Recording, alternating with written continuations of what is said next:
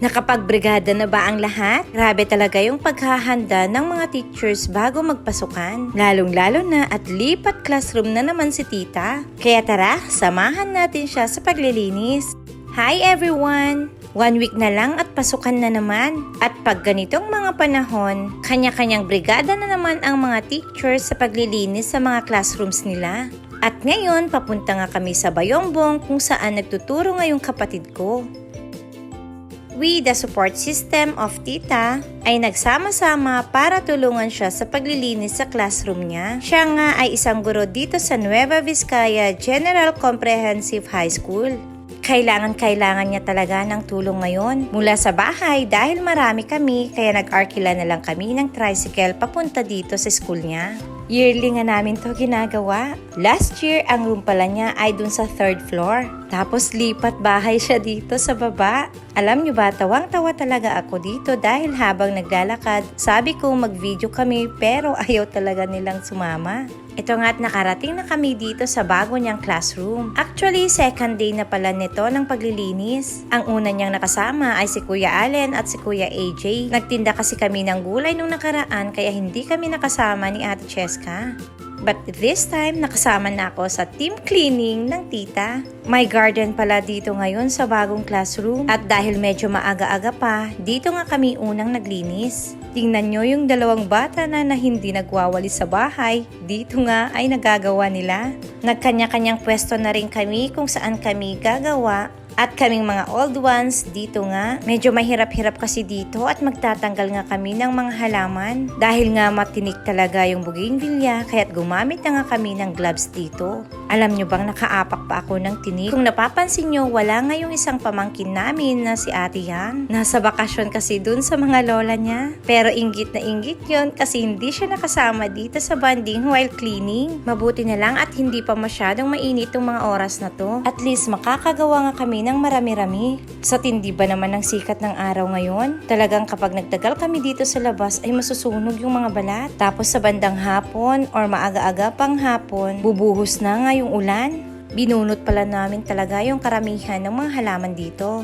At habang naglilinis kami ng kapatid ko dito, inutusan naman niya yung mga bata na umakyat sa dating classroom niya. Pinakuha niya nga kasi yung basurahan na nilinis nila kahapon. Opo, yung iniwanan pa rin yung classroom ay nilinis pa rin nila. Respeto na rin kasi yun sa kasunod na magro-room doon.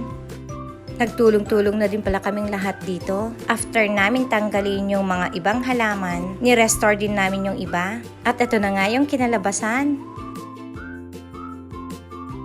After sa labas, dahil tanghali na nga, pumasok na rin kami para mag-lunch. Bumili na nga yung mga bata dun sa tindahan. Kasi kanin lang talaga yung baon namin at konting chicken. Sabi ko sa inyo, masyadong mahihain talaga yung kapamilya ko. Nahihiya talaga silang humarap sa camera.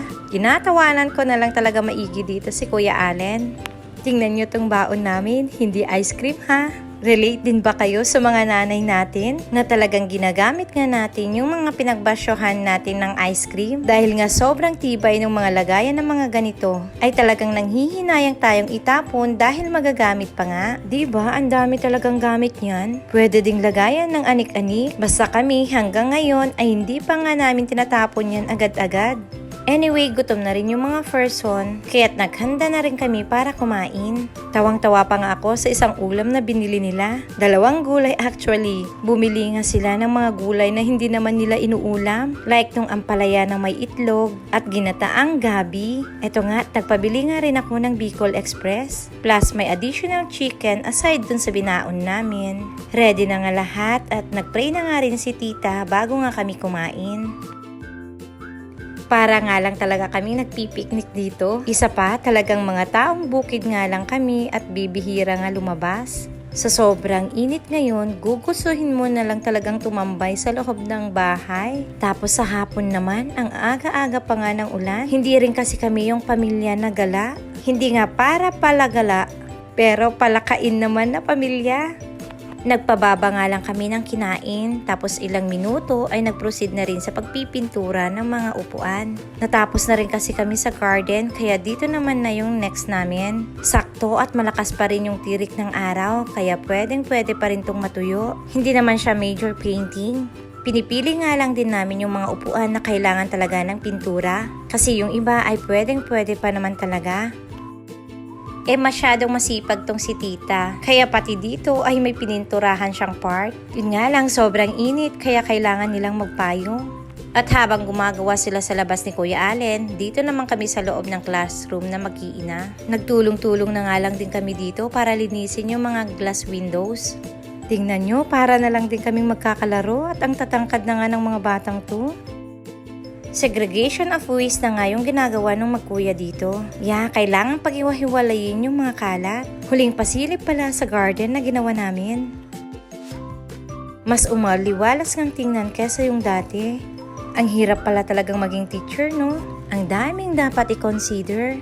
Lalong-lalo na pag nakikita ko yung kapatid ko, yung uuwi ng bahay na sobrang pagod at stress. Kakain lang, matutulog, tapos gigising nga yan ng madaling araw para magtrabaho pa rin. Yung tipong kahit day off na pero nagwo-work at home pa rin sila. Marami pa nga siyang kwento tungkol sa akin sa pagiging teacher niya. Pero bagay na bagay pa rin niya maging guro kasi super tiyaga niya nga sa mga bata. Siya nga lang pala yung nag-iisa kong kapatid na babae dahil dalawa nga lang kami. At isa nga din pala siya sa nag-alaga sa mga anak ko nung nasa abroad pa ako.